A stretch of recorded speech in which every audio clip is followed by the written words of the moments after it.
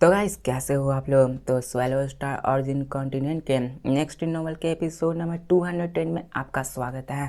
तो चलिए शुरू करते हैं। तो देखो यार, कल एपिसोड्स रिलीज नहीं हुई थी क्योंकि चैप्टर्स नहीं आए थे। तो यार मैं क्या ही कर सकता हूँ, आज एक ही चैप्टर आए हैं तो मैं एक ही एपिसोड डाल सकता हूँ। तो चलो शुरू करते हैं। तो जैसा कि अभी तक हमने पिछले एपिसोड में देखा कि कैसे लू फेंग ने अपने लिए एक बहुत ही पावरफुल अटैक तैयार कर लिया होता है, जो कि उसने उसी ड्रीम की मदद से बनाई होती है। बताया जाता है कि वो जो ड्रीम जो मेमोरी होती है वो लू फेंग को जरा सा भी नहीं डरा पा रही होती है। लू फेंग अपने उसी इनॉर्मस आई के मेमोरी को फिर से देख रहा होता है, उसको एब्जॉर्ब कर रहा होता है और इस वक्त वो रिग्रेट कर रहा था कि आखिरकार ये ड्रीम मेमोरी और भी ज़्यादा क्यों नहीं पावरफुल थी। मतलब देख रहे हो, जब लू फेंग ने इसको पूरी तरह से सरपास कर लिया तो उसे और भी चाहिए होता है ताकि वो और भी अपने लिए पावरफुल टेक्निक बना सके। अब बताया जाता है कि लू फेंग में लगभग 200 साल इपोस तक अपने इस ड्रीम रियलम में बिताए होते हैं ताकि वो अपने डिस्ट्रक्शन हार्ट रिफाइनमेंट को कंप्लीट कर सके। अब इन सब को फुली इमर्स करने के साथ लू फेंग ने ग्रेट इंस्टिंक्शन स्टाइल को भी बनाया होता है। अब देखो, इतना सब कर लेने के बाद लू फेंग फटीक हो चुका था, मतलब वो थकने लगा था।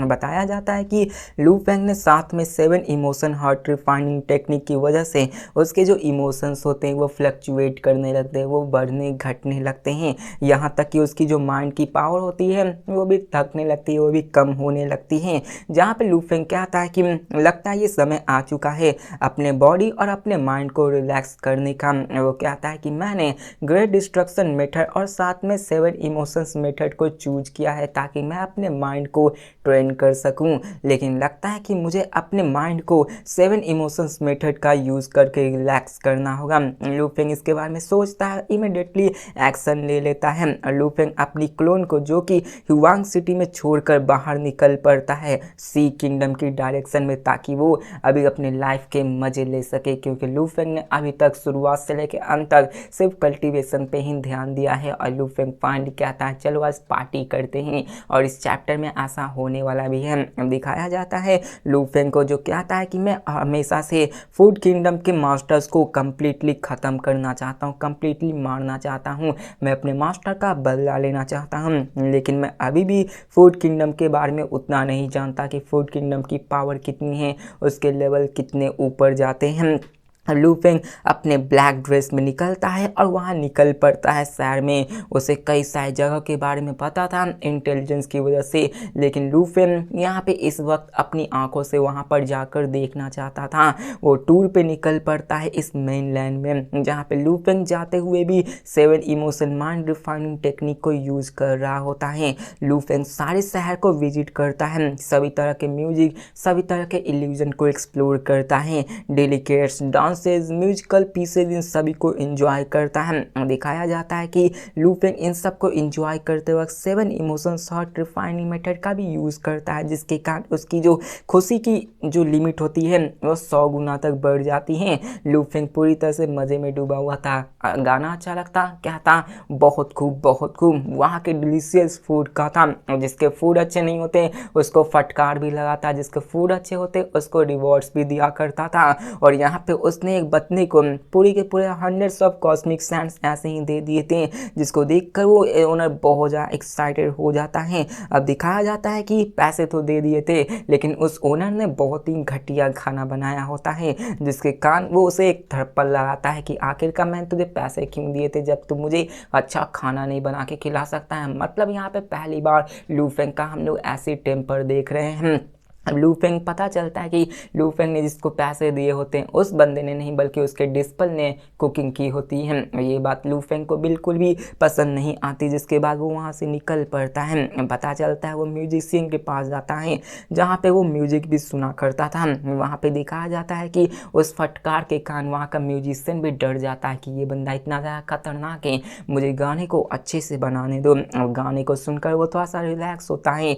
अब दिखाया जाता है ऐसे ही टाइम पास पास होने लगता है। लू फेंग के मन में जो आता है वो करता है, वो फटकार लगाता है, उसे अच्छा लगता है, तारीफें मारता है लड़कियों के साथ है, मतलब वो सब नहीं करता है, मतलब ऐसे ही कह सकते हो कि अभी लाइफ जिंदगी जी रहा है वो। अब दिखाया जाता है कि लू फेंग इसी के साथ फेंगजू टावर के पास भी जाता है क्योंकि उसकी रेपुटेशन काफ़ी ज़्यादा फैली हुई थी। अब यहाँ पे वो आकर कहता है कि मैंने सुना है कि यहाँ की गायिका बड़ी मशहूर है, मैं देखना चाहता हूँ, और मैं ये भी जानता हूँ कि यहाँ का फूड टॉप 10 में आता है पूरे के पूरे कंट्री में। अब लू फेंग वहाँ पे बैठता है, खाता पीता है और साथ में गाने को सुन रहा होता है।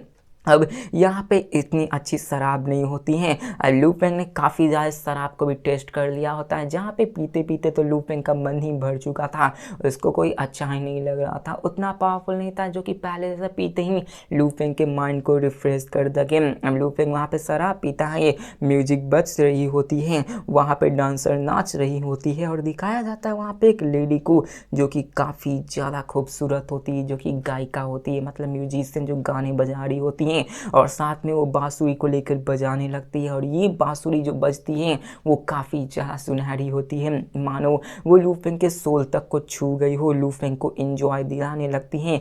लू फेंग अपने उसी इमोशंस 7 इमोशंस हार्ट को यूज़ कर रहा होता है, इसके कारण वो तो इल्यूजन में नहीं जा सकता है, लेकिन जैसी वो म्यूजिक बजती है उससे उससे अलग ही खुशी मिलती है, मानो उसके दिल तक को छू गई हो। और यहाँ पे लू फेंग एडमायर करता, वाह वाह वाह, बहुत खूब बहुत खूब, और यहाँ पे उसकी तारीफ करने लगता है और ये भी कह देता है कि मैंने अभी तक जितने सिंगर को सुना है उसमें तुम टॉप 3 में आती हो। और वो फिर से और भी बहुत ही अच्छे से बजाने लगती है बांसुरी। लू फेंग कंप्लीटली उसमें खोस आ जाता है। यहाँ पे खोस आ जाता है तो उसकी मेमोरीज याद आती है कि कैसे वो जब बच्चा था, जब वो पढ़ा करता था, जब वो मार्शल आर्ट्स ज्वाइन किया था, उसको सीख रहा था, अपने पेरेंट्स को खिला रहा था, उसकी सारी मेमोरीज आने लगती हैं जब तक कि वो म्यूजिक रुक नहीं दी।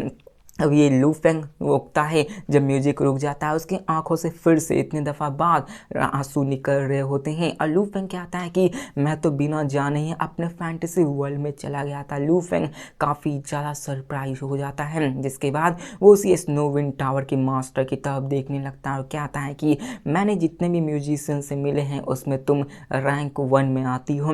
दिखाया जाता है कि वहाँ का जो फेंगजुआ टावर का मास्टर होता है वो यहाँ पे नहीं होता है, बल्कि वो बाहर होता है, और यहाँ का 12 पीसेज होता है जिसमें से हर एक बंदे में बहुत ही पावरफुल होता है, मतलब यहाँ पे म्यूजिक के भी अलग अलग लेवल्स होते हैं।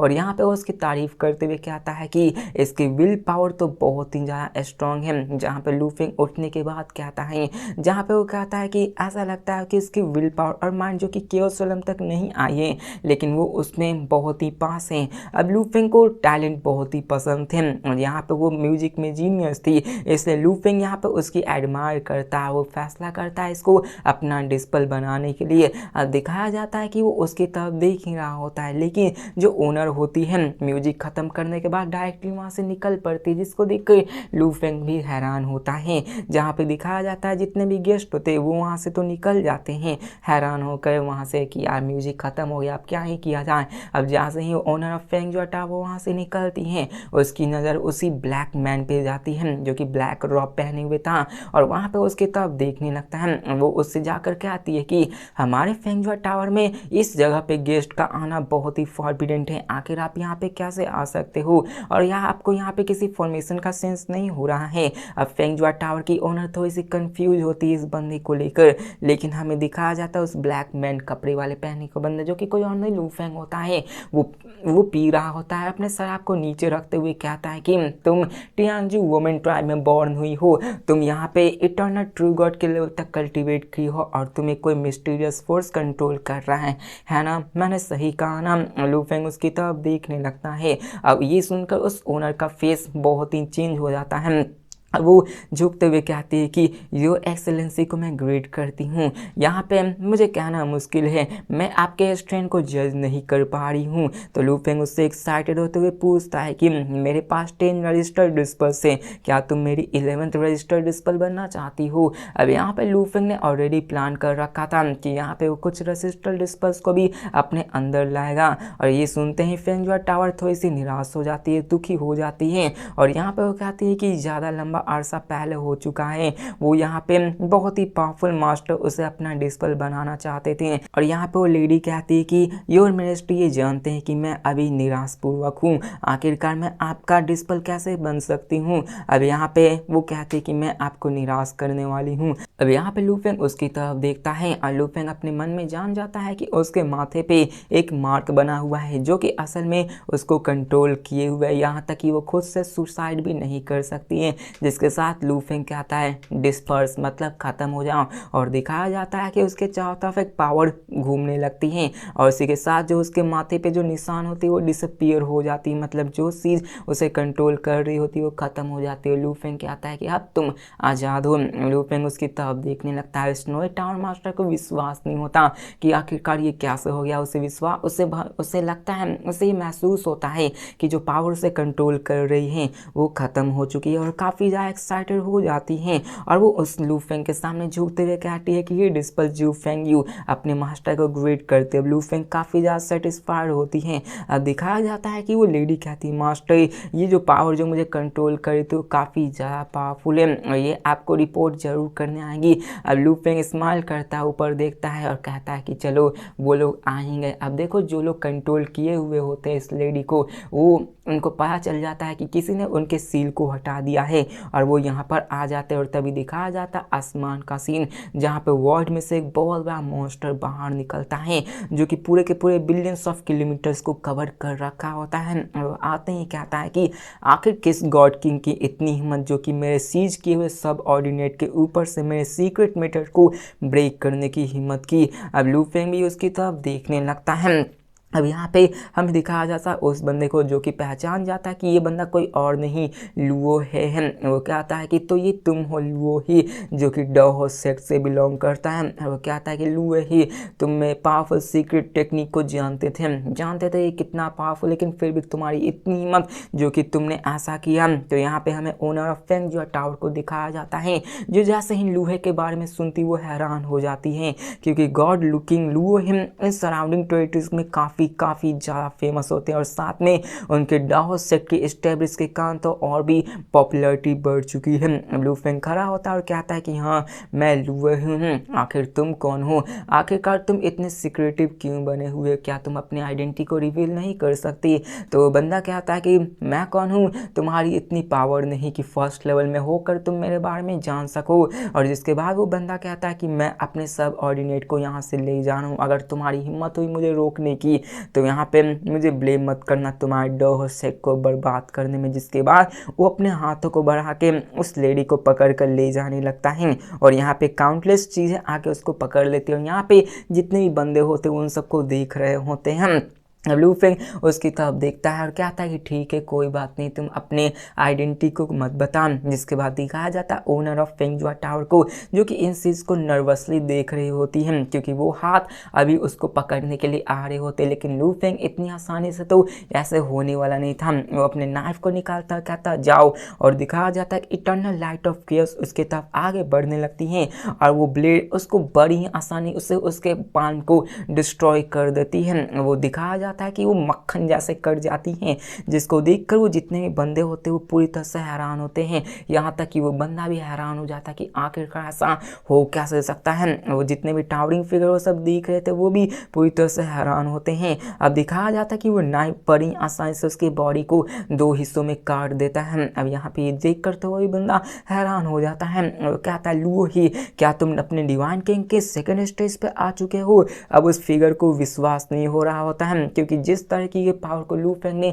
दर्शाया होता है वो काफ़ी ज़्यादा होता है, मतलब उसने मक्खन की तरह उसके हाथों को काट दिया होता है, मतलब कि यहाँ पे उसको डिस्ट्रॉय करने में second level of God king के पसीने छूट जाते हैं, लेकिन लू फेंग ने ऐसे काटा होता है जैसे तुम कुछ हो ही ना हो, जैसे मैं ब्रेड पे मक्खन लगा रहा हूँ। और यहाँ पे उसे समझ में आ जाता है कि वो लूहे से डील नहीं कर सकता है। अब यहाँ पे हमें दिखाया जाता है कि वो पूरा डर जाता है और कहता है रुको रुको मैं तुम्हें उसे देने वाला हूँ। अब वो टावरिंग फिगर काफ़ी ज़्यादा परेशान हो जाता है, लेकिन लू फेंग बैठता है उसकी तरफ देख कर कहता है कि आखिरकार एक सेकेंड लेवल का डिवाइन किंग इतना ज़्यादा कमज़ोर कैसे हो सकता है। और लू फेंग रुकता नहीं, उस पर अटैक कर देता है। अब ये देख कर कि वो लू फेंग रुका नहीं है, वो उससे फाइट करने के अलावा कुछ कर भी नहीं सकता था। और दिखाया जाता है कि वो वहाँ से भागने के लिए रेडी हो जाता है, वो वहाँ से भागने लगता है, जिसके कारण लू फेंग अपने अटैक को वापस ले लेता है। अब यहाँ पे ऑनर ऑफ फेंगजुआ टावर भी पूरी तरह से हैरान हो जाते हैं कि उसके मास्टर कितने ज़्यादा टेरिफाइंग हैं। अब लू फेंग कहता है कि हाँ ये तो बस थोड़े मोड़े टेरिफाइंग है,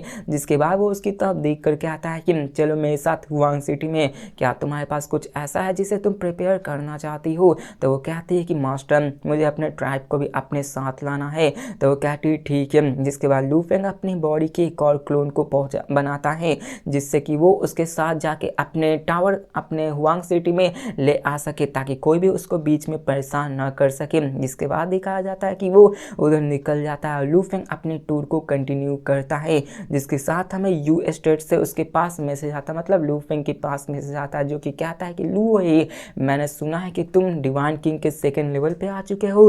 तो लू फेंग हंसते हुए कहता लगता है कि तुम्हें काफ़ी चीज़ें पसंद बारे में पता चल गई हैं, और वो कहता है कि हाँ ऐसा है। अब वो डिनाई भी नहीं करता। अब असल में देखा जाए तो लू फेंग असल में सेकेंड लेवल में ब्रेक थ्रू नहीं किया है, बल्कि जिस तरह से लू फेंग ने अपने पावर को दर्शाया होता है उस संसार से सबको तो लगने ही वाला है कि लू फेंग सेकेंड लेवल में ब्रेक थ्रू कर चुका है। और बताया जाता है कि गॉड किंग के फर्स्ट सेकेंड और अल्टीमेट लेवल में कोई भी फाउंडेशन का डिफरेंस नहीं होता है, कोई भी पावर सोल का डिफरेंस नहीं होता, मेन डिफरेंस होता है तो टाओ का। इसी के कारण कोई भी पता नहीं लगा सकता कि आखिरकार कौन किस लेवल पे है जब तक कि उससे फाइट न की जा सके। और लू फेंग ने ऑलरेडी इतना पावरफुल मूव दिखा दिया था, जिसके कारण तो कोई भी कहेगा कि लू फेंग सेकेंड लेवल में ब्रेक थ्रू कर चुका है। लेकिन क्या होगा जब सबको पता चला है कि लू फेंग अभी फर्स्ट लेवल में ही रह के इतनी बड़े बड़े कांड कर रहा है। तो इसी के साथ हमारा ये एपिसोड खत्म होता है। तो मिलते हैं नेक्स्ट वीडियो में, तब तक के लिए बाय।